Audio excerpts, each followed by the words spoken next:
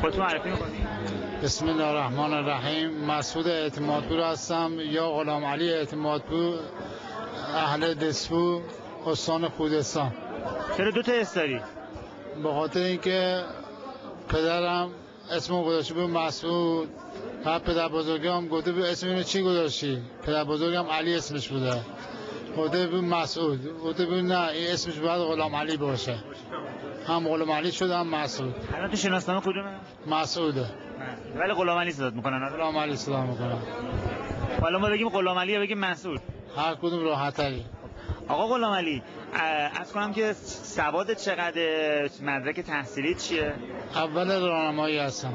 6 کلاس سوادی، درسته؟ بله. برای چی اومدی رئیس جمهور بشی؟ به خاطر اینکه میخوام دنیا رو در سال صفا بکنم، دنیا رو طوری بکنم که انشالله امام زمان هرچی سریعتر میاد. اما اگر همه سرشور بودن و اینا دعوا کن بودن، امام زمان هیچ موقع نمیاد.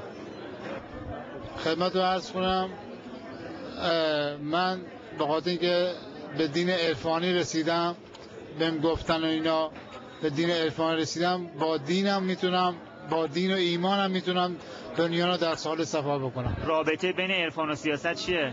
نمیدونم. شما چجوری میخوای با نگاه عرفانی دنیا رو پر از صلح و صفا کنی؟ خود دیگه تا حالا امتحان کردم، من 3 پیشنهاد دادم. چه پیشنهادی؟ یه پیشنهاد دادم به آقای ناطق نوری، اولین پیشنهادم این بوده، به آقای ناطق نوری، علی اکبر ناطق نوری، رئیس مجلس بود. گفتم سال 66-67 اومده بود دسپو، بعد جلوشو گرفتم و اینا. خدمت رو عرض کنم، گفتمش که آقای ناطق نوری جنگ رو میخوام تمامش بکنم. گفت چجور؟ گفتم حضرت علی گفته یه سیلی به جای یه سیلی. بعد خدمت رو عرض کنم، گفت چشم، میگم به امام خمینی رحمت الله علیه، میگم امام خمینی رو گفتن و اینا، امام خمینی رو گفتن. بعد امام خمینی هم دستور داد که بغداد رو زدن. بغداد هم بلند شد. بغداد رو زدن پیشنهاد شما بوده؟ آره، پیشنهاد من بوده.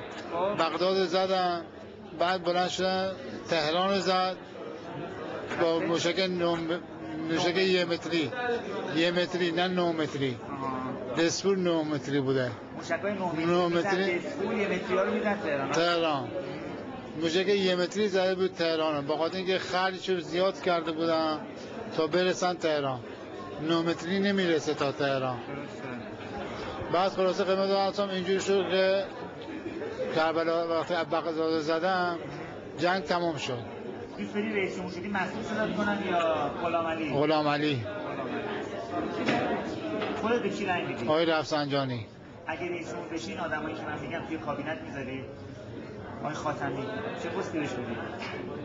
آقای خاتمی چرا اگر من رئیس جمهور شدم معاون سمت راست هم میذارمش. معاون سمت راست یعنی چی؟ یعنی کسی که محرم ترین آدم تو مثلا مملکت. آقای هاشمی رفسنجانی چی؟ آقای هاشمی رفسنجانی دیگه چرا خوش رئیس جمهور بوده.